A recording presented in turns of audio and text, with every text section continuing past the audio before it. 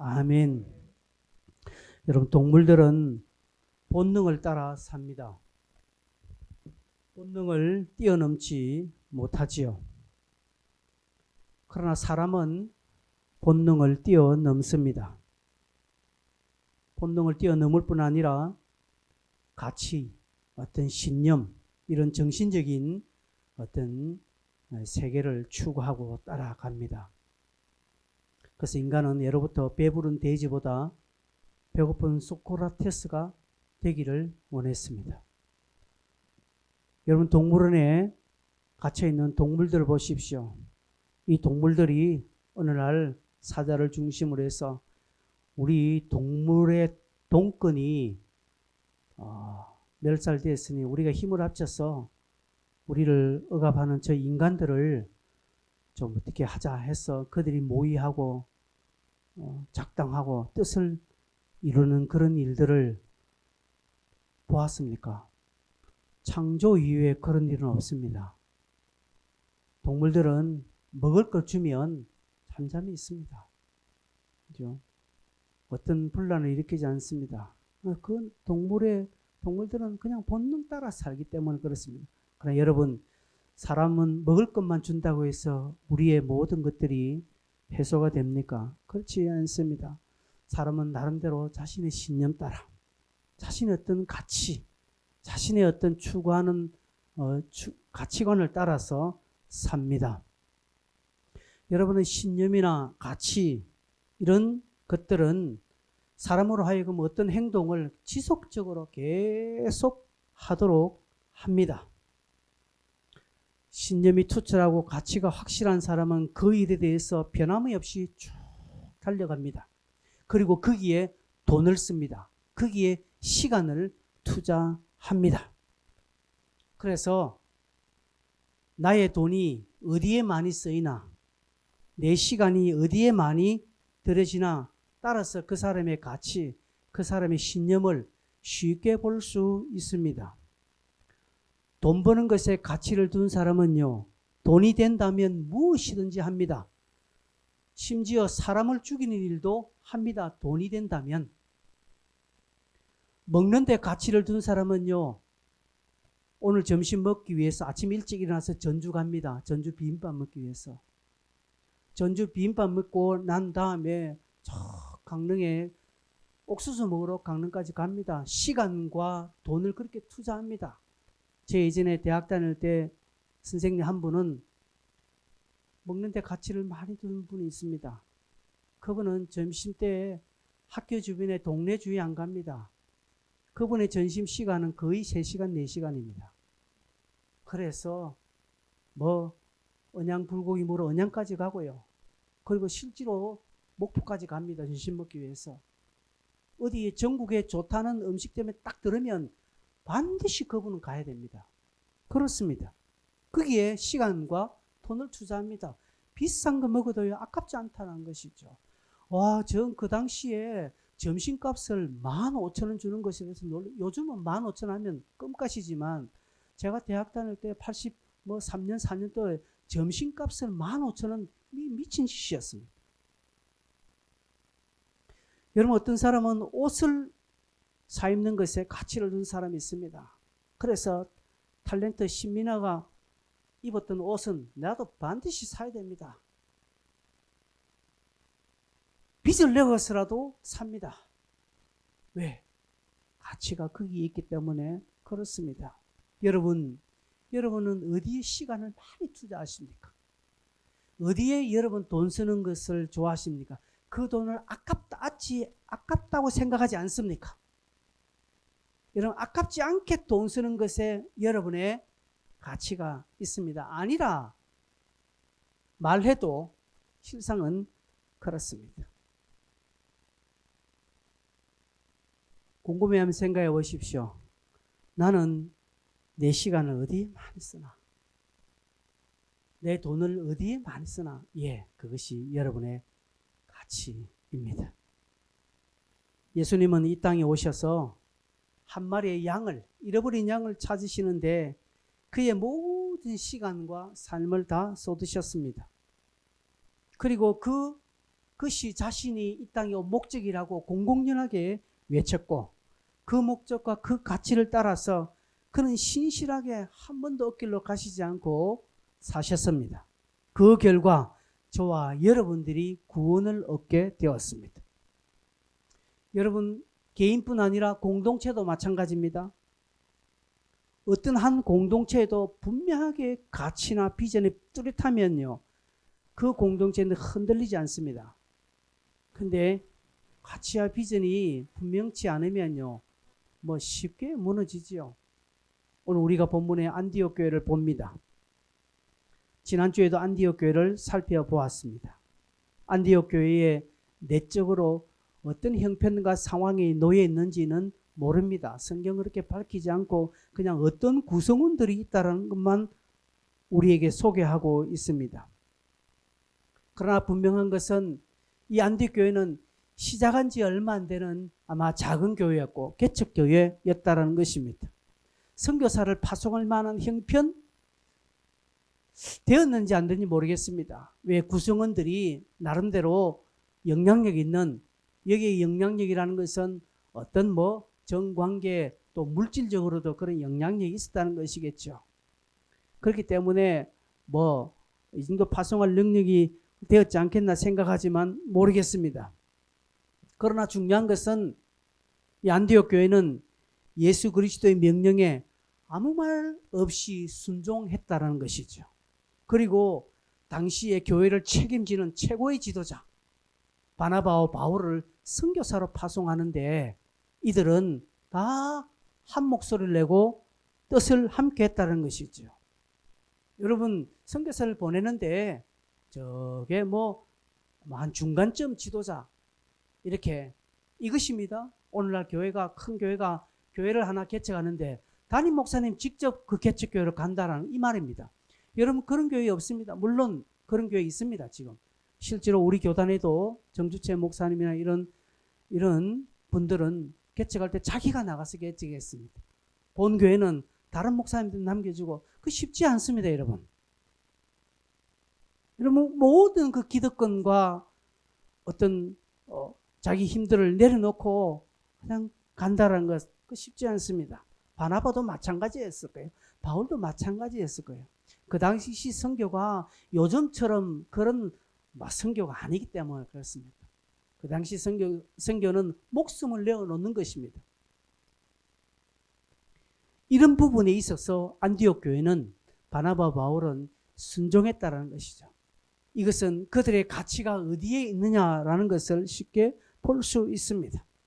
안디옥 교회는 선교하고 또한 예루살렘 교회가 어렵다고 하니까 십시일반 힘을 모아서 예루살렘 교회를 도운 구제하는 일을 좋아했던 교회입니다. 아마 안디옥 교회는 모르긴 몰라도 선교 또 전도 구제하는 부분에 교회에 큰 가치를 두었다라는 사실은 뭐 쉽지 않게 발견할 수 있습니다. 또한 이 일에 바울과 바나바라는 최고의 지도자를 세워서 금식기도 하고 그들에게 안수하고 그들을 파송했습니다. 여러분, 교회가 어디에 가치를 두고 나아가야 하는지를 우리에게 보여주고 있습니다. 오늘날 한국 교회 그리고 우리 해돋는 교회가 어디에 가치를 두고 우리는 살아가야 하나, 또한 나는 어디에 가치를 두면서 살아가야 하나라는 것을 오늘 우리는 한번 점검해 보았으면 합니다. 초대교회 성도들은요, 우리와 같은 신앙의 스타일이 아닙니다. 여러분 아시죠? 당시에 초대교회 성도들이 예수를 믿는다는 것은 화려한 것 아닙니다. 이들이 예수를 믿는다는 것은 생명을 담보로 하는 것입니다. 예수 믿는 것이 발각이라도 되면 자신의 모든 누렸던 것을 다 잃게 되고 심지어 목숨까지 잃게 되는 상황입니다. 쉽게 말해서 이들은 초대교회 성도들은 종말의 입장에서 종말론적 삶을 사는 것입니다.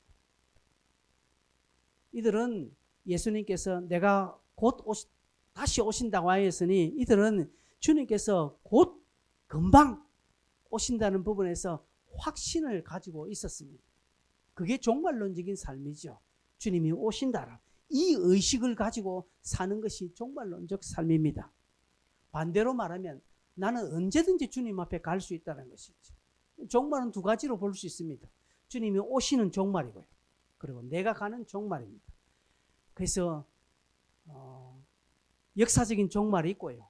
개인적인 종말이 있습니다. 오늘도 어느 곳곳에서 우리 주변에 개인적인 종말을 맞이해서 하나님 앞에 서는 사람들이 있습니다. 전 우주적인 종말은 곧 임할 것입니다. 이상기후 여러 가지 우리 주변의 상황을 보면 마태복음 24장에 있는 대로 성경대로 지금 우리는 종말의 시대를 살고 있습니다. 여러분 젊으신 우리 청년들 주님이 뭐 한창 뒤에 오실 것 같지요? 그렇지 않습니다. 저는 예전부터 이런 표현을 많이 했습니다. 내 살아 생전에 주님 오신다. 내 살아 있을 때 주님이 오실 것이라는 그런 생각을 늘 하고 있었습니다. 이건 믿음은 아닙니다. 그렇지 않겠네. 왜? 지금이 너무 급하다. 여러분 지난주에 우리 에어컨 틀었습니다.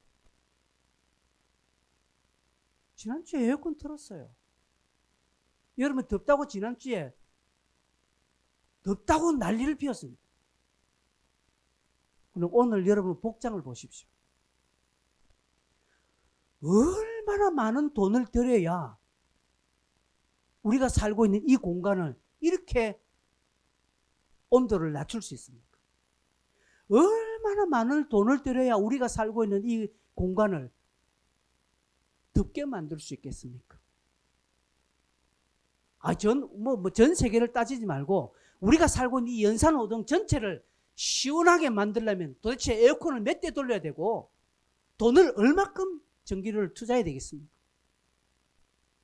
아니요, 알고 있는, 여기 우리 연산호동이 우리 교회 한 반경 한 500m 정도만이라도 우리가 이 공간을, 이 주변을 따뜻하게 만들려면 얼마나 많은 연료와 전기를, 얼마나 많은 돈을 투자해야 되겠습니까?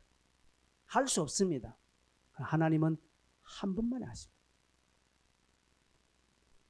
그 주님의 말씀에 내가 다시 곧 온다. 그리고 너희들은 내게로 와야 된다. 이 두 가지 사실 앞에 우리는 늘 겸손히 서야 합니다. 마치 천년만년이라도 주님이 오시지 않는 것처럼 내 마음대로 띵가띵가 안 됩니다. 그런 교만한 사람이 있을 수 없습니다. 여러분 이런 의식이 있으십니까? 주님 곧 오십니다. 아멘 하세요. 주님 곧 오십니다. 우리 성도들이 왜 아멘에 이렇게 입을 닫았는지 몰라요. 주님 곧 다시 오십니다.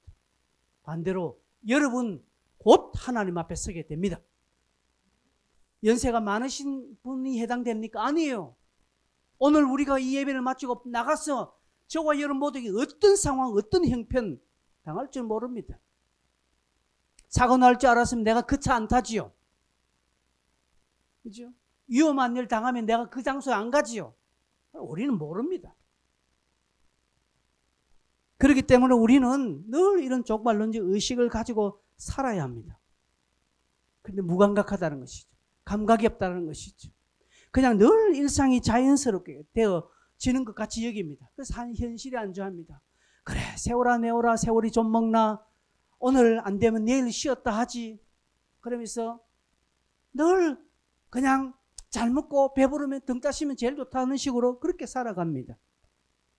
여러분 사단은 그렇게 만듭니다. 사단은 우리에게 무감각하게 아무 생각 없도록 그렇게 만듭니다. 괜찮다, 네 잘하고 있다, 그동안 열심히 살아왔다라고 사단은 근거 없는 칭찬과 격려를 우리에게 아끼지 않습니다.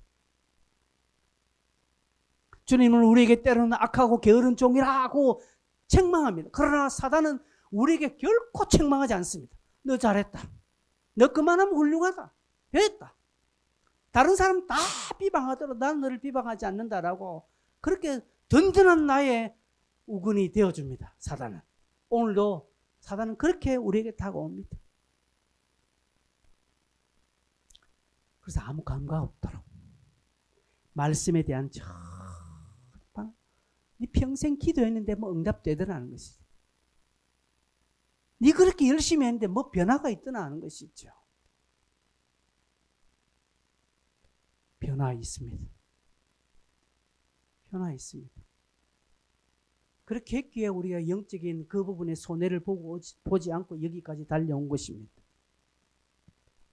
초대교회 성도들은 언제 붙잡혀서 사자밥이 되고 또 화형을 당하고 그렇게 삶이 마감될 줄 몰랐습니다. 모릅니다. 언제 그렇게 될지 모릅니다.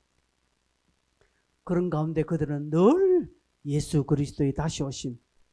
초대교회 성도들은 항상 헤어질 때마다 마라나타 이렇게 외쳤다고 하지 않습니까? 주님이 다시 오십니다.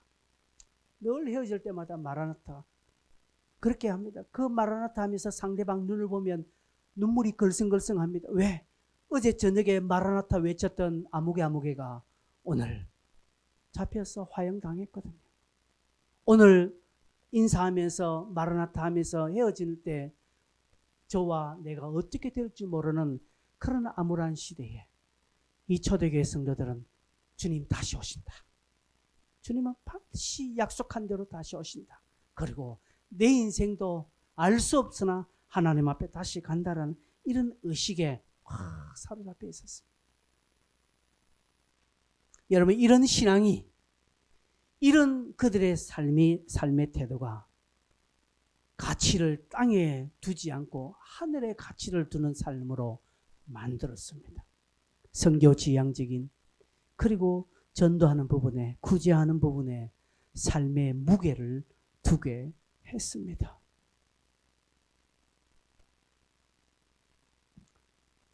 청년 여러분들, 알바비 모아서 휴대폰 바꾸고 알바비 모아서 아이패드 사고 알바비 모아서 내놓으라는 신발 사고, 예, 그거 나쁜 거 아닙니다. 그러나 거기에 가치를 두지 마십시오. 거기에 가치를 두지 마십시오. 그것은 여러분을 지켜주지 못합니다. 우리 장년 여러분, 마찬가지입니다. 지난주 우리 안 집사님 간증했죠.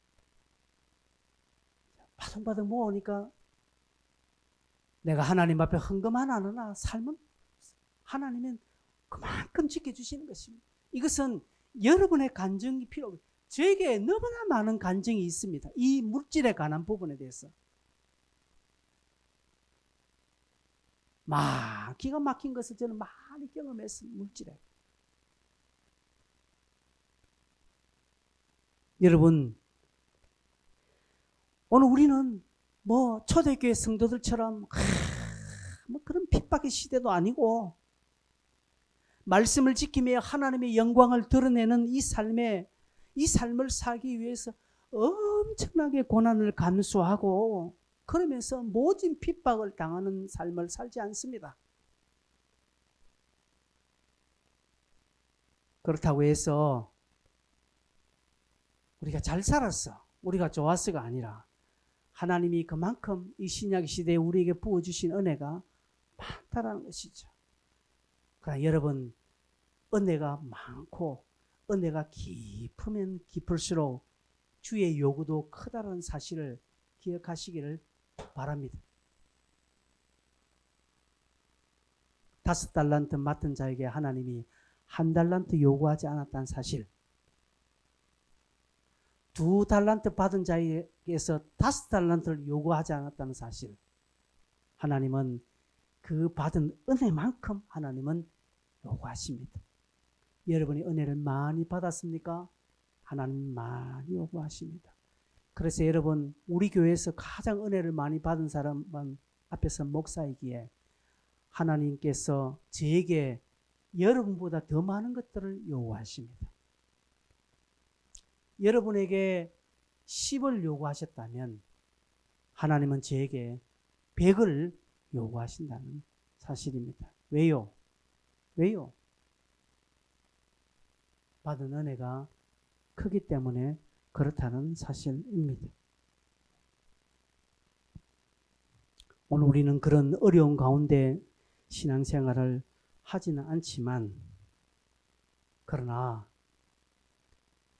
우리의 눈을 돌려서 하나님의 선하고 귀한 가치에, 하나님의 목적에 우리의 눈을 돌려야 합니다.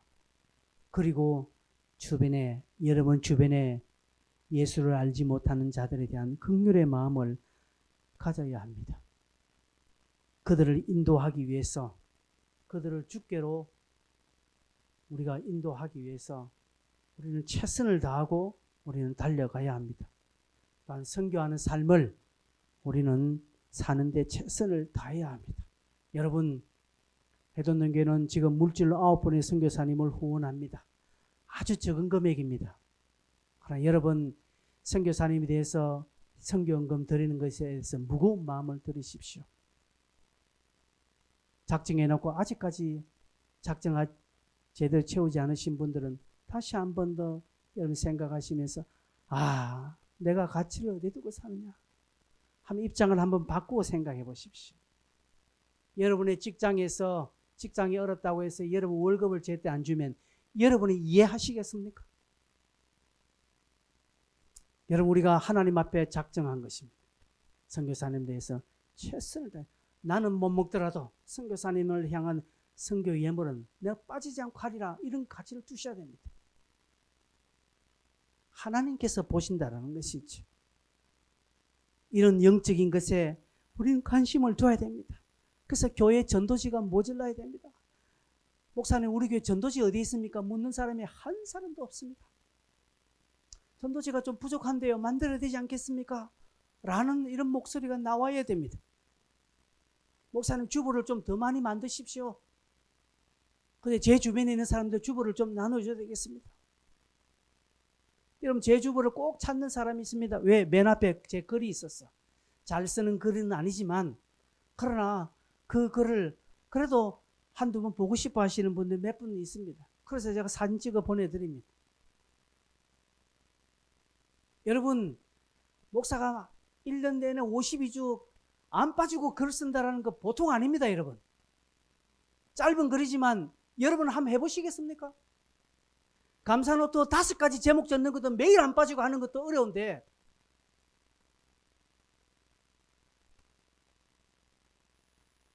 저는 이렇게 적습니다. 왜? 여러분도 여러분이지만 저를 위해서 적절을. 그리고 이것이 저를 지키기 때문에 그렇습니다. 한 영혼을 인도하기 위해서 교회의 도움을 요청하는 것입니다. 내가 전도하는데 교회가 이렇게 저렇게 좀 도와줬으면 좋겠습니다. 목사님, 이렇게 좀 도와주십시오. 이렇게 돼야 됩니다. 그래서 매 주일날은 우리 교회가 좀 전쟁터가 돼야 됩니다. 그런데 너무 내 영혼 평안해 되는 것이죠. 그냥 내 혼자 신앙생활 하는 것도 버거울 정도로 우리가 신앙생활을 하고 있지 않습니까? 다른 사람 돕는 것은 고사하고 그저 내 한 사람 영적인 것 감당하는 것도 너무나 버겁게 우리가 살고 있지 않습니까? 왜 그렇습니까? 힘이 없었어요? 아니에요. 힘이 없는 것이 아니라 주신 힘을 다 놓쳤기 때문에 그렇습니다. 하나님은 우리에게 그렇게 할 힘을 주셨는데 다 놓쳤습니다. 에반 올마이티 영화를 보면 그게 여주인공이 하나님께 사랑의 마음을 구합니다. 하나님, 내게 사랑할 수 있는 마음을 달라고. 하나님 말합니다. 그래, 너에게 사랑할 대상을 주었다라고 말합니다. 여러분, 우리는 하나님께 사랑의 마음을 구합니다. 나도 사랑하게 해달라고 합니다. 하나님은 그래, 네게 사랑할 대상을 주었다라고 말합니다. 이해가 되십니까? 언밸런스예요. 뭔가 하나님께 꽉 하나님 이미 주었어요. 그런데 네 옆에 사랑할 대상을 너는 안 하더라는 것이죠. 안 하면서 하나님 앞에 사랑의 마음을 달라고 한다는 것이죠. 너무 하나님 입장에서 너무 기가 막힌 거예요. 이것들이 바보가 이 짐승이 아닌다면 말귀를 알아들을 텐데 끝까지 우리는 사랑의 마음을 달라 돈 달라고 합니다. 돈 주면 하겠다고요? 아니요. 하나님은 주었다라고 말합니다. 네 형편들 할 형편들 주었다라는 거예요. 내게 용서할 마음을 달라고 기도합니다. 하나님은 용서할 대상이 네 옆에 있다라고 말합니다. 그 사람은 네가 용서하지 않으면서 용서할 마음을 달라고, 이거는 말도 되지 않는 것이죠. 여러분, 우리가 이처럼 너무나 다른 가치를 두고 산다는 것이죠. 영적인 것에 개인적으로 우리 공동체가 하나님의 일에 관심을 두고 거기에 나의 조그만 것들을 드리는 것이, 하나님은 네가 억만금을 다해서 해라, 앞으로 네 평생을 다해라, 그렇게 요구하지 않습니다. 너 있는 부분 그거 조금 빼라는 것이. 그래서 하나님 우리에게 11조를 요구하시지 10의 9조를 요구하지 않습니다. 11조 그거 하는 것 보고 네가 전부를 내게 다 했다라는 것이죠. 네가 시간 그거 한번 투자하는 것은 네가 일주일 다 내게 헌신했구나, 하나님 그렇게 요구하시는 것입니다. 근데 우리는 그거 다 저러고 부스러기를 하나님께 드리는 것이죠. 부스러기를. 여러분, 우리가 남한테 선물 줄 때 돌가루 종이, 시멘트 종이 둘둘둘 말아서 선물 주지 않습니다. 예쁜 포장지에 그것도 금띠까지 둘러서 꽃 모양 만들어서 탁 붙이지 않습니까? 우리가 하나님 앞에 그렇게 드려야 하는데도, 귀한 것을 드리는데도 그냥 막 둘둘 휴지를 둘둘 감아서 하나님 앞에 드리는 듯한 신앙생활을 우리 하고 있지 않느냐는 것이죠. 무엇입니까? 가치가 하나님 앞에 없다는 것이죠. 예배의 자리에 나왔음에도 불구하고 이곳에 앉아서 엉뚱한 생각하고요. 저러다가 설교 언제 마치나? 왜 똑같은 소리를 저렇게 지루하게 하지? 라고 하는 것이죠. 마치고 빨리 가야 되는데 하나님께는 그냥 한걸 드리는 거예요. 그리고 나의 삶의 본겜은 있어요. 내 가치, 내가 좋아하는 본겜은 있고, 하나님은 변두리 가치 있는 것이죠. 하나님은 그거 기뻐하지 않습니다. 이스라엘 백성들이 그렇게 했지 않습니까? 그래서 하나님은 말라기에 차라리 성전문 닫아피라, 누가 이거 확 닫았고 막 다치 앞이자 라고 하나님께서 그렇게 하신다는 것이죠. 내가 어디 없어서 내가 너희들에게 구걸하느냐? 사람에게도 너가 그걸 줘봐라, 사람이 좋아하는지. 하나님은 그렇게 말씀하시는 것입니다. 안디옥 교회는 어렵고 힘든 상황이지만 그들은 가치를 어디에 두어야 될지 다 하니까 최고의 가치가 탁 정리되면 나머지 밑에는 줄줄이 정리가 됩니다. 하나님이 그런 은혜를 줘요. 여러분, 왜 삶이 바쁜지 아십니까? 한 주간만 정신없이 살았다 하시는 분이 있습니다. 왜요? 분명한 것을 하지 않으니까 나머지는 막 헷갈려. 근데 내가 하나님 앞에 최고의 가치, 분명한 것을 하나님께 먼저 딱 드리면 하나님이 지혜와 은혜를 주셔서 그 나머지는 하나님이 자기 정리해 주십니다. 이런 간정을 못하죠. 이런 은혜, 이런 기쁨을 여러분 못 경험하죠. 손해본 것이라는 것이죠. 하나님은 그렇게 해주신다는 것이죠. 안디옥 교회가 왜 이렇게 예루살렘 교회 다음으로 급부상하는 교회가 되었습니까? 하나님 앞에 최고의 가치를 드렸기 때문에 그렇습니다. 이 교회가 위대한 사도 바울을 낳고 1차, 2차, 3차 전도여행에 전초기지로 사용받고 초대교회에 선교하는 교회로 우뚝 서게 됩니다. 여러분, 해돋는 교회도 이런 교회가 꼭 되었으면 좋겠습니다. 이미 이런 교회가 되었어요. 한때 우리가 이렇게 열심히 한 적이 있었습니다. 그런데 어느새 코로나에 숨고 그냥 막 내 피곤하다, 내 힘들다, 내 것에 숨고 내 욕심에 다 숨어버려서 하나님의 것을 다 놓쳐버린 것입니다. 하나님이 이것을 다시 찾기를 소망하십니다. 그래서 이런 간증이 넘치는, 이런 활기가 넘치는 교회가 되었으면 좋겠습니다. 이곳저곳에서 영적인 기쁨이 일어납니다. 우리 오후 예배 때 간증 때 마지못해서 그냥 저는 이번 주에 이런 마지못해서 하는 감사가 아니라 살아있는 간증들, 감사들을 하면서 이런 활기가 나면 여러분, 그런 간증을 듣는 우리 자신도 막 영이 기뻐서 활기가 넘쳐요.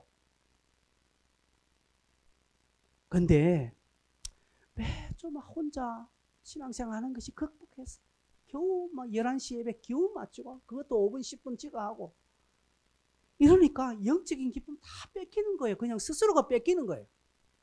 메마르기 시작합니다. 그렇게 되면. 그렇게 되면요, 바짝 말라지는 것이죠. 성장은 없습니다. 여러분 다시 한 번 더 묻습니다.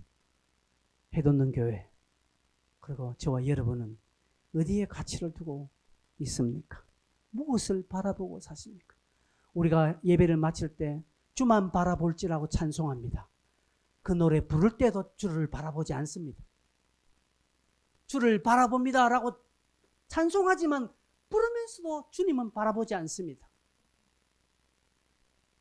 얼마나 우리의 신앙이 얼마나 신앙이 주님과 다르게 가고 있잖아요. 주의 안타까움을 여러분이 오늘 경험하시길 바랍니다. 뿐만 아니라 오늘 본문에 바나바와 바울 이들의 가치를 봅니다. 이들은 안디옥 교회로부터 선교사를 파송받은 후 나가서 무엇을 했습니까? 하나님의 말씀을 전하는 것에 최고의 가치를 두었습니다. 다른 것 없었습니다. 그런데 방해가 일어났지요. 방해가. 어떤 마술사가 이 말씀을 듣는 것을 어떻게 합니다. 그래서 총독인 서기오 바울이 마술사 이런 것들을 보고 또 이 마술사가 막 여러 가지 방해를 하기 시작합니다. 총독이라는 아주 당시에 유력한 인물이 하나님의 말씀을 듣고자 하는데 방해가 일어났다는 것이죠. 여러분 그 방해는 오늘도 일어납니다. 오늘도 사단은 저와 여러분에게 하나님 말씀에 집중하는데 우리의 가치를 하나님께 드리는데 방해를 합니다. 여러분 열심히 사는 삶에는 방해가 일어납니다. 고난이 따라옵니다. 하나님께서 하신다고 해서 하나님의 뜻이라고 해서 주의 말씀이라고 해서 방해가 없다고 생각하지 마십시오. 방해 있습니다. 40일 금식 기도를 마치신 예수님께 와서 사단은 방해했는데 심지어 저와 여러분이라면 어떻게 했습니까? 더더욱 와서 저와 여러분을 방해할 것입니다. 여러분 뭔가 해볼 때 방해가 일어나지요. 그럴 때 생각하십시오. 내가 지금 제대로 하고 있다는 증거구나 딱 생각하면 됩니다. 근데 여러분 뭘 하려는데 전혀 방해가 없으면 사단도 나를 포기한 것이라. 근데 내가 뭔가를 하려고 딱 하는데 자꾸 방해가 일어나고 막 끊기. 그렇다면 여러분 기뻐하시고 이건 내가 제대로 하고 있다는 사실은. 그럴 때 힘 용기를 써 뛰어넘어 적군을 넘어가는 것입니다. 다음을 뛰어넘어야 하는 것입니다. 그래야 그 다음에 영적인 것들을 여러분이 얻을 수 있는 것입니다.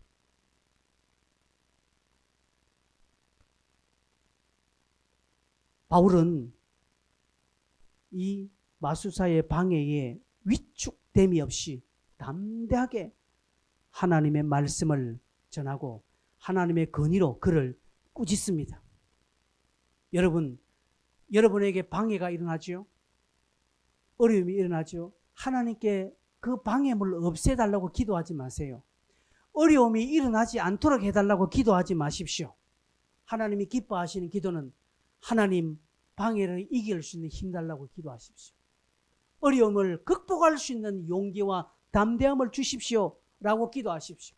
하나님 내게 주신 힘, 내게 주신 담대함, 내게 주신 용기를 쓸 수 있는 힘을 내게 달라고 그렇게 기도하시기를 바랍니다. 그럴 때 순종해서 나아가면 승리를 얻습니다. 이 승리는 굉장한 승리입니다. 여러분 어느 게 더 파워풀한 인생이겠습니까? 방해물 없는 그런 평탄한 삶이 파워풀이 하겠습니까? 아니면 고난과 어떤 방해를 싸워서 극적으로 이기는 것이 파워풀하겠습니까? 몇 년 전에 롯데자이언트가 8회 말 투아웃까지 8회 초 투아웃까지 7대0으로 지키고 있었어요. 그래서 많은 사람들이 병 던지면 다치하라 하면서 롯데를 욕하면서 다 관중선 다 나갔으면 이제 게임 졌다. 롯데가 8회 말 투아웃 되고 난 뒤 그때 아웃 하나 남겨놓고 그때 극적으로 7점을 만들어요. 7대7 동점. 보십시오. 그때 못 보고 욕하고 막 소리치고 도망간 사람들은 나가자마자 안에서 와 하면서 다 들었다는 거지. 이제 들어가지 못하는 거예요. 물론 들어갈 수 있습니다. 8회 정도 되면. 그걸 못 본 거죠. 8회 말 끝나고 7대7 동점. 9회 말 때 마지막 롯데가 홈런 하나 때려서 8대7로 역전해버려요. 여러분 7회 8회 초까지는 정말 지루하게 재미없고 우리 팀이 졌구나 생각하고 다들 한데 8회 말에 얼마나 극적으로 그냥 막 역전해서 승리하는. 여러분 그럴 때 그것을 끝까지 본 관중들은 8,000원짜리 10,000원짜리 그 티켓값 아까워하지 않습니다. 재밌다는 것이. 여러분 고난이 없이 평탄하게 내 인생 순전하게 흘러가는 거 물론 좋습니다. 어느 게 더 파워풀하고 어느 게 인생의 재미가 있겠습니까? 물론 그렇다고 해서 여러분 고난을 달라고 기도할 필요는 없습니다. 하나님은 오늘 우리에게 좋은 것 주십니다. 하나님은 오늘 우리에게 기쁨을 주시고 승리를 주시는데 그냥 그렇게 주시지 않습니다. 하나님은 참 재미있으신 분입니다. 하나님은 우리에게 그냥 주시는 법이 없습니다. 이 주시는 것을 극대화시켜서 주십니다. 여러분 기억하십시오. 하나님이 내게 복을 주실 때 그냥 순수하게 복을 주시는 것이 아니라 그 복을 극대화시키는 것을. 여러분 그래서 우리도 그렇지 않습니까? 지난주에 저희 딸이 내려왔습니다. 금요일 날, 토요일 밤인가? 예, 토요일 날 내려왔습니다. 그 전까지는 저에게 알리지 않았습니다. 저 엄마한테 알리고 저 오빠한테 알리고 아빠 모르게 해라. 절대로 모르게 해라. 뭐라고 합니까? 이걸 뭐라 합니까? 서프라이즈를 하는 것이. 예, 그래서 하나님도 우리에게 주실 때 서프라이징 하는 것이. 그래서 와 우리가 너무 감탄하도록 와 하나님 와 나 이럴 줄 몰랐습니다. 하나님은 이러지 마시고 내가 놀랬잖아요. 내가 안 떨어져 죽을 뻔했습니다. 라고 할 정도로 하나님 우리를 그렇게 서프라이징해서 복 주시는 것입니다. 내가 니한테 줄 건데 기다려봐라. 하나님 적당한 때를 골라서 와 주시는 것입니다. 그래서 우리 너무 좋아합니다. 하나님 우리가 좋아하는 그 모습을 하나님이 너무 좋아하시고 야 이놈아 니 그것 보고 그래 좋아하나 내가 또 줄게. 이게 영적인 선순환이죠. 하나님 오늘 우리에게 평범한 기쁨 주시지 않습니다. 그러기 위해서는 우리가 그렇게 살아야 됩니다. 우리가 그렇게 살아야 됩니다. 우리가 예배 시작할 때 감사를 나누고 기도하지 않습니까? 지난 한 주간 여러분 뭐 큰 감사가 있었습니까? 내가 보니까 대단한 감사를 가지신 분이 없는 것 같아요. 그럼에도 불구하고 내 감사기도 때는 엄청난 감사를 내가 경험한 것처럼 하나님 앞에 감사하는 것이죠.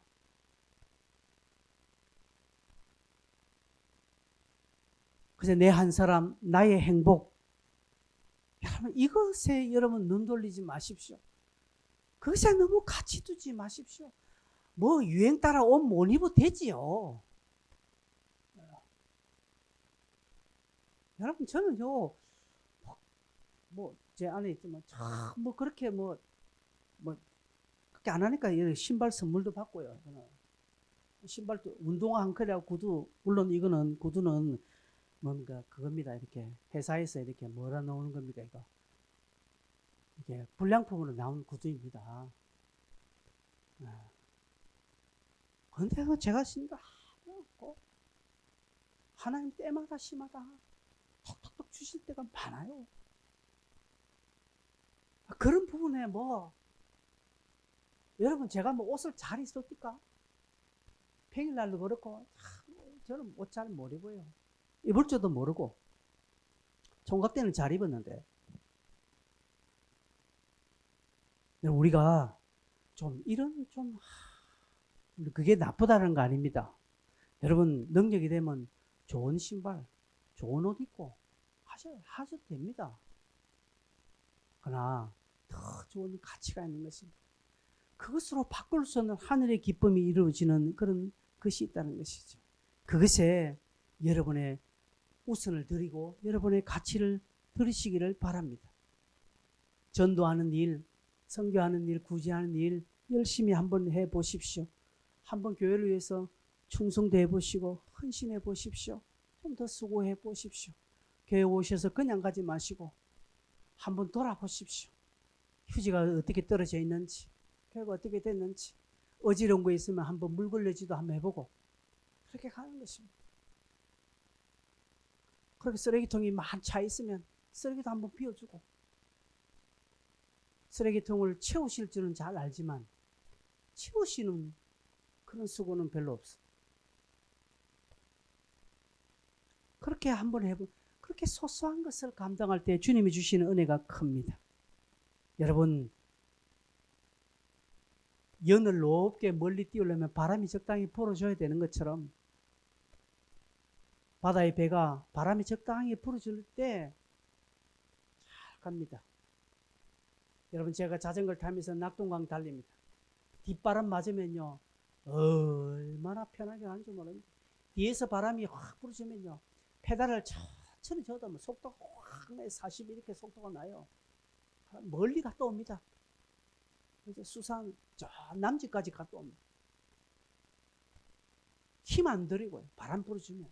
근데 언젠가는 맞바람이 불었습니다. 비바람도 칩니다. 죽을 것 같습니다. 산에 오르는 것 같아요. 언제 끝나노? 다른 것 같으면 차 타고 가는데 자전거는 딱 왔으니 자기 가져가야 되니까 이건 포기도 못하고 그렇게 가는 것이. 여러분, 마찬가지로 우리 인생도 그렇습니다.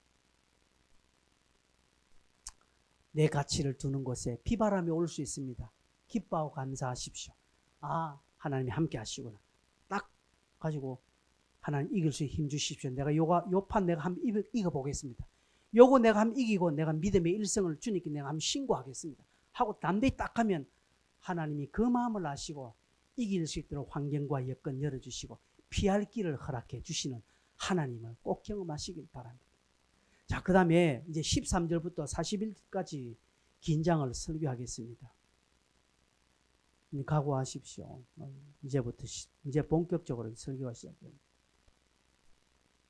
바울의 첫 설교 등장.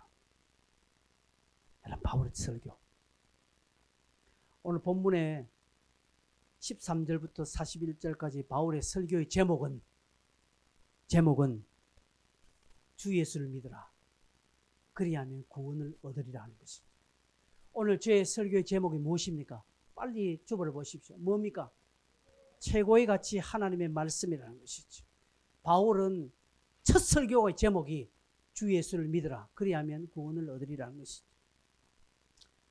이거는 사도행전에 나오는 모든 설교의 제목입니다. 앞서 베드로가 2번 설교할 때도 이것이었습니다. 예수를 믿으라. 그러면 구원 얻겠다는 것이죠. 신약성경 전체의 가르침이고 신약성경에 나오는 수많은 위인들의 권면이고 설교입니다. 다 똑같습니다.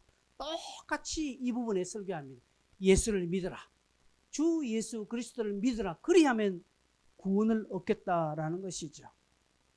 여러분, 사도 바울은요 당대의 엘리트 중에 엘리트입니다. 뭐 학문으로서, 지식으로서, 신앙인의 열심으로서 얼마든지 수많은 가르침을 던질 수 있는 것입니다. 그러나 그는 다른 것 가르치거나 다른 것 설교하지 않았습니다. 그는 스데반에게 들었던, 스데반 순교 때 옆에 있을 때 그 스데반이 했던 설교를 그대로 따라하고 앞으로도 계속적으로 이 설교만 하는 것입니다. 사도 바울은 생각했습니다. 다른 것 가르칠 거, 다른 것 설교할 것 없다. 이 설교 외에는 달리 설교할 필요가 없다라고 생각했을 것입니다. 오늘날 수많은 설교가 한국교회 강단에서 흘러나옵니다. 각양각색의 내노라 하시는 기라슨 같은 분들의 설교가 나옵니다. 그 안에는 윤리적인 설교도 있고 어떻게 하면 행복하게 사는 것인지도 나와 있고 어떻게 하면 성공의 길을 갈 수 있는지를 이야기하고 어떻게 하면 우리의 생활이 풍요로울 수 있을까, 어떻게 하면 내가 건강하게 될까, 어떻게 하면 우리의 관계가 융성하고 풍성해질까, 어떻게 하면 내 진로가 하나님 앞에, 어떻게 하면 자기 자신이 개발되고 인간으로서 풍성한 그리고 영향력 있는 삶을 살게, 각종 좋은 설교들이 오늘도 전국 강단에서 흘러나오고 있습니다. 다 좋습니다. 은혜가 됩니다. 그러나 여러분, 놓치지 말 것은 예수 외에는 우리에겐 절대적인 가치 없습니다. 예수 그리스도 외에는 우리에게 행복 없습니다. 예수 그리스도 없이 우리에게는 건강, 관계 회복, 비전, 성공, 행복, 윤리, 자기 개발, 진로 없습니다. 예수 그리스도 그분은 우리의 인생의 전반에 답이 되어 주시고 비전이 된다는 사실 꼭 기억하십시오. 그래서 교회 와서 색다른 거 기대하지 마십시오. 어느 교회 어느 목사님의 유튜브에 색다른 거 그거 기대하지 마십시오. 듣지 말라는 것 아닙니다. 기대하지 마십시오, 여러분. 가장 좋은 설교는 예수 그리스도, 우리의 비전 되신 예수 그리스도 외에는 답이 없고 예수 그리스도가 우리의 최고의 가치고 예수 외에는 구원이 없다라는 것입니다. 여러분 믿으십니까? 저의 입에서 이 말이 나오도록 계속 기도해 주십시오. 앞에서는 이 목사가 엉뚱한 이야기하고 다른 유명한 철학자들 이야기하고 세상의 어떤 가치를 따라서 비슷하게 하고 정치 이야기하고 하는 거 여러분 그거 하나님 기뻐하지 않습니다. 지난주에 했던 설교, 1년 전에 했던 설교, 오늘 했던 설교, 내일 했던 설교, 다음 주에 할 설교, 예수 그리스도 외에는 구원이 없다는 사실.